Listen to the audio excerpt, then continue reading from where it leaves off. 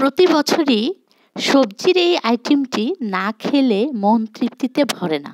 একটি ফুলকপি দিয়ে যে ভীষণ মজাদার একটি নাস্তা তৈরি করা যায়, এটা আসলে না বানালে বোঝা যায় না। আসসালামু আলাইকুম, আফরিনস কুকিংয়ে সবাইকে স্বাগতম জানিয়ে আরও একটি নতুন ভিডিও নিয়ে আমি হাজির হয়েছি। শীতকালের এই মৌসুমটায় আসলে ফুলকপি বা যে কোনো সবজির দাম একটু কমই থাকে। তো বাজার থেকে যখন ফুলকপিগুলো আনা হলো, তখন এই ফুলকপিগুলো দিয়ে পাকোড়া বানিয়ে ফেললাম। আর ভিডিওটি না টেনে দেখতে থাকুন।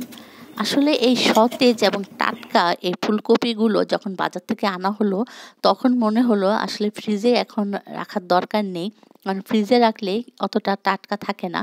তো আমি সাথে সাথে এখান থেকে দুটা ফুলকপির মধ্যে একটা ফুলকপি আমি বড়টা নিয়েছি, বড় সাইজের একটা ফুলকপিকে আমি এভাবে কেটে নিয়েছি এবং কেটে এগুলোকে আমি ধুয়ে পানিতে সিদ্ধ করে নিয়েছি। আসলে ফুলকপিগুলোকে আধা সিদ্ধ করে নিতে হবে। তারপর আমি এগুলোর পানি ঝরিয়ে রেখেছি, একটা জালিতে রেখেছি যাতে সম্পূর্ণরূপে পানিটা ঝরে যায়।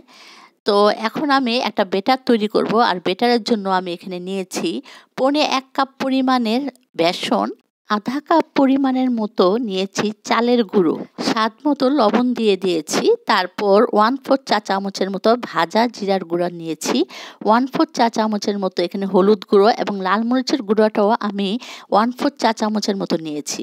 এখানে আদা বাটা আমি আধা চা চামচের মতো নিয়েছি, আর রসুন বাটা আমি এখানে 1/4 চা চামচের মতো নিয়েছি।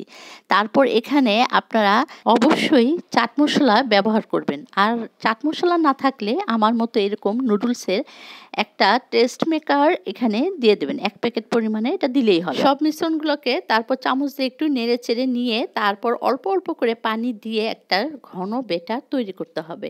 এটা আপনারা হাত দিয়েও করতে পারেন, আবার চামচ দিয়েও করতে পারেন। তো এই বেটারটা তৈরি হয়ে গেলে একটা ঘন বা লেয়ার তৈরি হবে।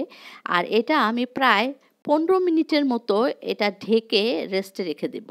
15 মিনিট পর ঢাকনা উঠিয়ে তারপর আবারও আমি চামচ দিয়ে আরেকটু নেড়ে চেড়ে নিচ্ছি বেটারটাকে। তো এখন আমি কড়াইতে প্রায় 1.5 কাপ পরিমাণের মতো তেল এখানে দিয়ে দিচ্ছি গরম হতে।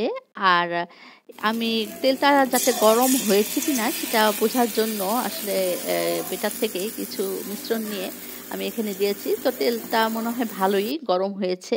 তো এখন আমি এই পাকোড়াগুলো ভেজে নেব। তো এই বেটারের মধ্যে ফুলকপি যে সিদ্ধ বা আধা সিদ্ধ এই ফুলকপির টুকরোগুলো ভরিয়ে নিচ্ছি একটা একটা করে, এবং সেটা আমি ডুবো তেলে ভেজে নিচ্ছি। এটা এক পাশ ভালো করে হয়ে গেলে তারপর আমি আবার উল্টিয়ে দিচ্ছি। তো আরেক পাশটা যাতে হয়, তো সেজন্য আমি উল্টিয়ে পাল্টিয়ে ভালো করে ভেজে নিচ্ছি। আসলে এটা একদম হালকা সোনালি বা হালকা লাল লাল হলেই, মুচমুচে আকার ধারণ করলেই এটা আসলে আমি নামিয়ে নিচ্ছি, তেল ঝরিয়ে নিচ্ছি। তো এইভাবে আসলে খেতে খুবই দারুণ হয় এই ফুলকপির পাকোড়াটি। আসলে না বানালে এটা টেস্টটা বোঝা যায় না।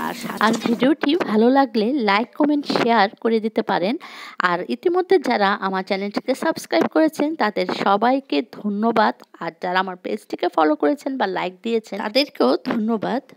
আসলে ভিউয়ার্স, একজন আরেকজনেরকে সাপোর্ট করলে বা তার পাশে থাকলে ওই ব্যক্তির লক্ষ্য অর্জনে খুব বেশি একটা দেরি হয় না। তো আমার এই মুচমুচে পাকোড়াগুলো এখন সবগুলো তৈরি হয়ে গিয়েছে।